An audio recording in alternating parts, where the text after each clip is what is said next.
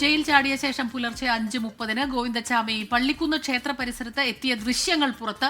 പകൽ ഒളിച്ചിരുന്ന് രാത്രി കണ്ണൂരിൽ നിന്ന് തമിഴ്നാട്ടിലേക്ക് കടക്കാനായിരുന്നു പദ്ധതി.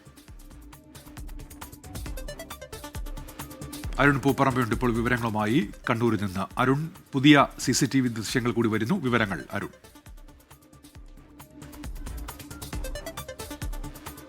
അതായത് പോലീസ് പറയുന്നതനുസരിച്ച് 4 മണിക്കും 6 മണിക്കും ഇടയിലാണ് ഈ ജയിൽ ചാട്ടം നടന്നത്. ഏകദേശം നമ്മൾ മനസ്സിലാക്കുന്നതനുസരിച്ച് 4:30 ഈ ജയിൽ ചാട്ടം നടന്നിട്ടുണ്ട്.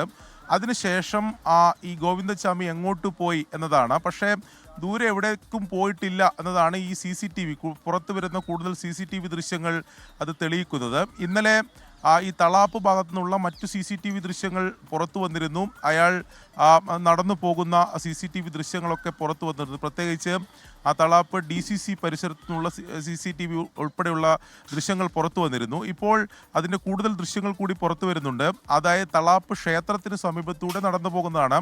ഏകദേശം 5:30 പുലർച്ചെ 5:30 ഈ ഗോവിന്ദച്ചാമി നടന്നു പോകുന്നത്. അതായത് നമുക്ക് പോലീസിന് ഉൾപ്പെടെ മനസ്സിലാക്കാൻ സാധിക്കുന്നത് ഇയാൾ ഈ പുലർച്ചെ ജയിൽ ചാടുന്നു. അതിനുശേഷം പകൽ സമയത്ത് എവിടെയെങ്കിലും ഒരു ഒളിവ് സങ്കേതത്തിൽ പാർക്കുക. അതിനുശേഷം രാത്രി ആകുന്നത് വരെ കാത്തിരിക്കുക. പിന്നീട് അയാൾ ഈ സംസ്ഥാനം കടന്ന് തമിഴ്നാട്ടിലേക്ക് കടക്കാനായിരുന്നു ഒരു പദ്ധതി ഇട്ടിരുന്നത്. അതിൻ്റെ ഭാഗമായി അതിന് പറ്റുന്ന ഒരു ഒളിവ് സങ്കേതം തേടിയാണ് ഈ നഗരത്തിലെ വിവിധയിടങ്ങളിൽ, പ്രത്യേകിച്ച് ഈ തളാപ്പ് പള്ളിക്കുന്ന് ഭാഗത്ത് തന്നെ ഇയാൾ നടന്നു പോയത് എന്നതാണ്. ഇത്തരത്തിൽ അലഞ്ഞ് നടന്നതെന്നാണ് ഇപ്പോൾ പോലീസ് ഉൾപ്പെടെ പറയുന്നത്.